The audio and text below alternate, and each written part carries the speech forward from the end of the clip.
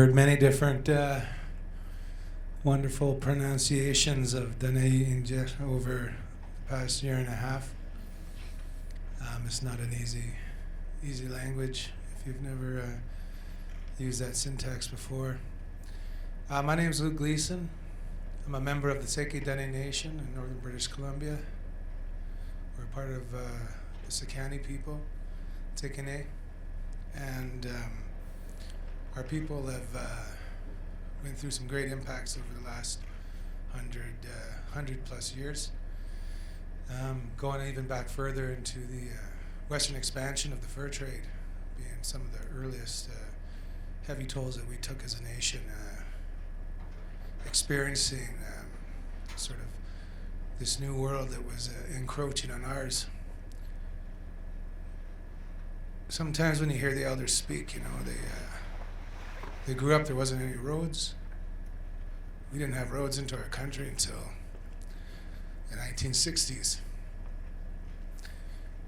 They never reached the northern parts of our territory until the 80s. And so this is a relatively new world to a lot of northern people and people who live in places that a lot of people refer to today as isolated communities.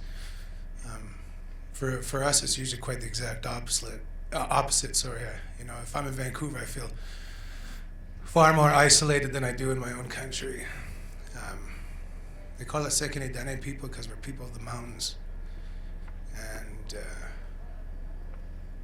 what makes that important to us is that the country and the names, everything comes from the language, and the language comes from the country. And that's where our culture comes from. I was afforded an opportunity a number of years ago to put together a film to tell our stories as from the impacts of the W.A.C. Bennett Dam and the resulting reservoir that was created that flooded a large area in the Rocky Mountain Trench in northern British Columbia. I always refer to these as hidden histories because I know a lot of people in British Columbia have never even heard of it. If you look on a map, Williston Lake, to us that was never a lake, it was a reservoir. A lot of people who grew up here and lived here their whole lives, especially in Vancouver, because I've had this experience multiple times, they have no idea of the impacts and these hidden histories that exist in pockets throughout this country. And this film actually opened my eyes to a lot more of these stories right across into Quebec. So for me, it's a story. We did not create a traditional talking head documentary. We focus on the story and the cinematic approach to storytelling that allows the interpretation of the viewer to take away whatever elements of the story that they connect with. So we don't have experts in the film. We don't have back and forth banter between these things. It's story told directly from my people, from my aunties, my uncles, my cousins, my grandparents.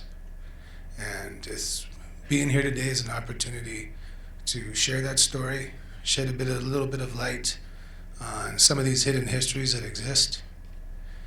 And after that, you as a viewer, we'll leave it up to you for your own interpretation. So I want to thank Janice and everybody with the KDocs here for inviting us down and for giving us another venue in which to share this story. So thank you.